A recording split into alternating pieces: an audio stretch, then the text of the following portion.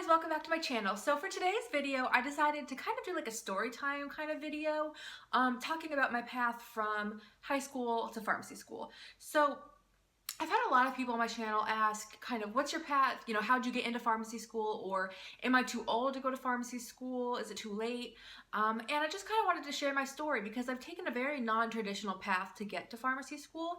So I figured a lot of people can kind of benefit from hearing my story and kind of seeing how I ended up in pharmacy school, and maybe this will help you a little bit.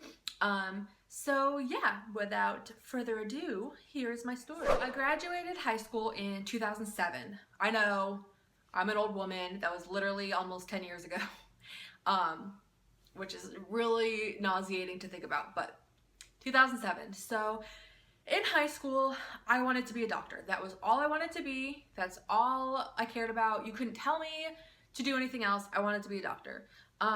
So I took like the honors and AP courses. I got all A's and B's. I wasn't like a great student. I didn't really try that hard, to be honest with you. I did fairly well. I took like AP chemistry because I knew I wanted to be a doctor. I took physics, all those classes. I wasn't very high in math, and back then it wasn't like a huge thing for you to take like calculus in high school. Like some did, obviously, like the gifted kids, like the more advanced kids did. But I was kind of on more of like a regular track for math, so my highest math I took in high school was pre-calc. And then I went to college. So when I went to college, again, I wanted to be a doctor. That's all I wanted to do. So I decided to major in chemistry. And I kind of flip-flopped between chemistry and biology like a million times because I really wasn't sure.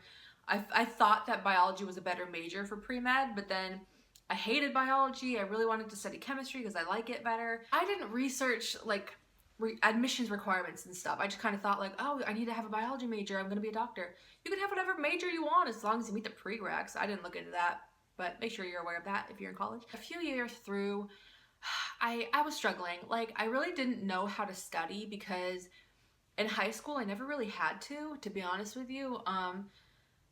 And I just struggled. Like organic chemistry, I struggled like a lot of people do, but I was not putting in the work. I didn't know how to study effectively.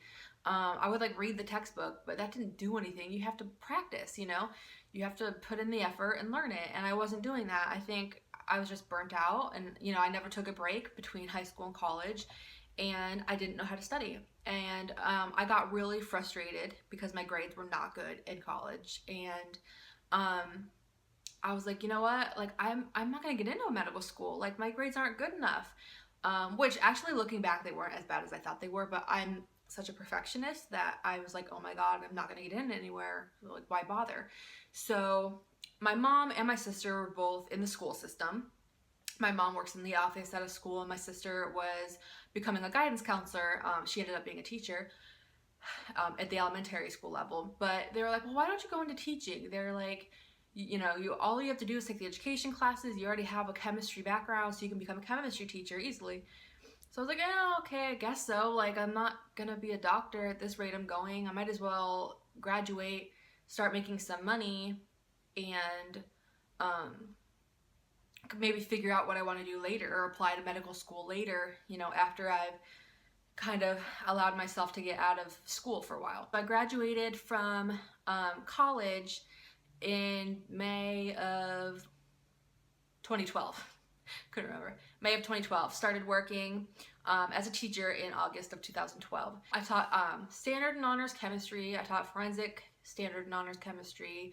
I've taught physics. I taught earth-space science. So I taught a lot of different classes in the high school level.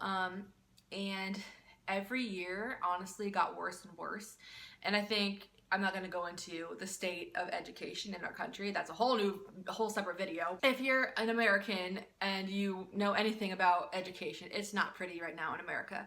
And teachers are not treated well, and they are not paid well for the work that they do.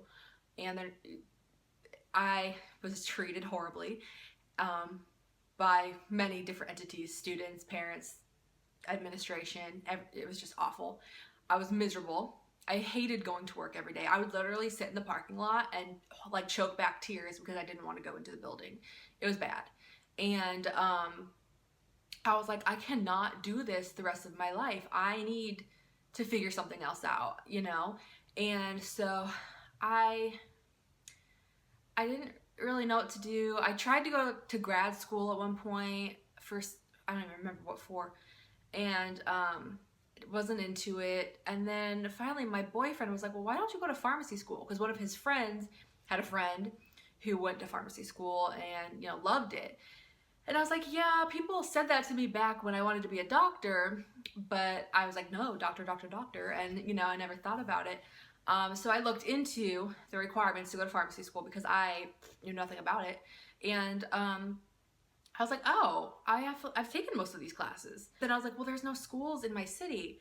And then I found the distance education program, which if you haven't seen my video, I'll link that below, but I talk about distance education pharmacy schools and how awesome they are. So I really kind of put all my eggs in one basket for the pharmacy school that I'm in right now because I didn't want to move. I am older, I'm 27, I have my parents who live here, my boyfriend's here, his parents are here, my sister, her husband, and my nephew all live here, and the last thing I wanted to do was move, you know? I'm just not in that place in my life anymore. It was just perfect that this pharmacy school has a distance education program. The very end of the year in 2015, I applied, and I was waitlisted, or I was put on like the alternate list. And I was like, oh my God, like, no, I have to teach another year. For me, that was a big deal. I did not want to teach another year, but I had to because I didn't get in. So what I did was I took some more science courses at the local college here. So I took microbiology, I took anatomy, and I took bio 2. That was because I needed to retake that from undergrad. But so I took those. I really worked hard on those to bring up my GPA, so I could kind of come back stronger with a better application in the next cycle. And so what I did was, at the very beginning of the next cycle, I applied early decision because I knew this is the school I wanted to go to. I knew if I didn't get into this school that I probably wouldn't end up going to school. I did take the PCAT, but honestly, I didn't study for it, and I just kind of took it as a backup in case I needed to apply to another distance education school, or just apply to other schools just to see if I could get in. But my school didn't require the PCAT, so I kind of took it as a backup plan.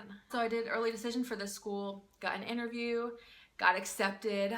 So I was accepted early October that year. And so I had to go through my whole last year of teaching knowing that I was quitting.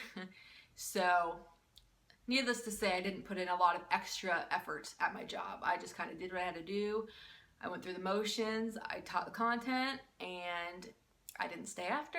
I didn't sponsor a club. I didn't do anything unpaid. So got through my last year of teaching. I'm so excited to leave, and now I'm in pharmacy school. And I mean, it's scary to think about the money. If that's something that's holding you back, it's extremely expensive to go to pharmacy school. I'm obviously living on loans. I'm not working because I'm full-time school. I could probably get a part-time job, but honestly, I really want to focus on school. And for me, it would be a completely new job, so I'd have to learn the job and learn everything. And I just feel like that would take away from my academics, and I don't really want to do that. So, and financially, I can live on the loans. You know, I don't need another job. So, so yeah. So I'm living on loans. It's a lot of money, and I can't even look at like the end amount of debt that I'm going to be in because it gives me like massive anxiety. But that's, I mean, everybody who's in pharmacy school, medical school, dental school, like any professional school, you are going to be in massive amounts of debt. But once you graduate, you're going to be making a lot more money. So you just kind of have to weigh it out, you know, like, do I want to stay in this job that I am miserable in, or do I want to go back to school? Yeah, it's 4 years, it's a lot of debt, but at the end, I'm going to be so much better off. That's the route I decided to go on, and I could not be happier with my decision. So if you're somebody who is considering going back to school, whether it's pharmacy school or medical school or anything like that, really think about, you know, am I gonna, like, is my life gonna be better after that? You know, for me, it's definitely yes. I I'm so happy I made the decision to go back, and I'm a little bit older. There are people in my class who are in their 40s and 50s. You know, so it doesn't matter, like age isn't a thing. I know they say that, it's very cliche, but age doesn't matter. Do what you want to do. Like if this is what you want to do, you want to go back to school and you want to be a pharmacist, then do it, you know. But be smart about it, you know. If it's going to ruin your finances, your family to think about or things like that, then obviously think about those things. But I couldn't be happier that I went back into it, into school. I love it. I'm so much happier. I'm like a whole different person than I was a year ago. And yeah, that's my path. So if you have any questions about my journey to pharmacy school, or you're on your own and you want to share your journey with me, leave them in the comments below. And yeah, thank you so much for watching, and I'll see you in my next video. Bye.